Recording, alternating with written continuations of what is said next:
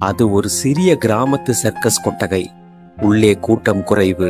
ஆனால் அந்த முதிய கோமாளியின் முகத்தில் மட்டும் ஏகப்பட்ட ஒப்பனை. முழங்காலில் ஓட்டை விழுந்த உடை, தலையில் பெரிய தொப்பி.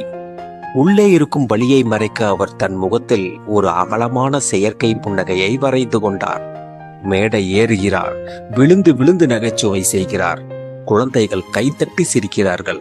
அப்போது பார்வையாளர் வரிசையில் இருந்த ஒரு சிறுவன் மட்டும் சிரிக்காமல் அவர் கண்ணீரை துடைப்பதை பார்த்து விட்டான். அவன் எழுந்து சென்று தன் கையில் இருந்த ஒரு சாக்லேட்டை அந்த முதியவரிடம் நீட்டினான். தாத்தா, வலிக்குதா என்று கேட்டான். அந்த நொடி அந்த முதியவரின் மேக்கப் கலைந்து நிஜமான ஒரு பாசத்தோடு சிரித்தார். வெளியே சர்க்கஸ் முடிந்து விளக்குகள் அணைந்தன. ஆனால் அந்த சிறுவனின் அன்பு அந்த முதியவருக்கு அன்று ஒரு புதிய வாழ்க்கையை கொடுத்தது. ஆம், சர்க்கஸ் என்பது வெறும் வித்தை மட்டுமல்ல, அது வலிகளை மறைத்து உலகிற்கு இன்பத்தை வாரி வழங்கும் உன்னதமான கலை.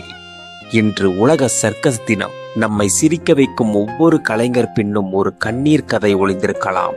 அதை அன்பால் போற்றுவோம்.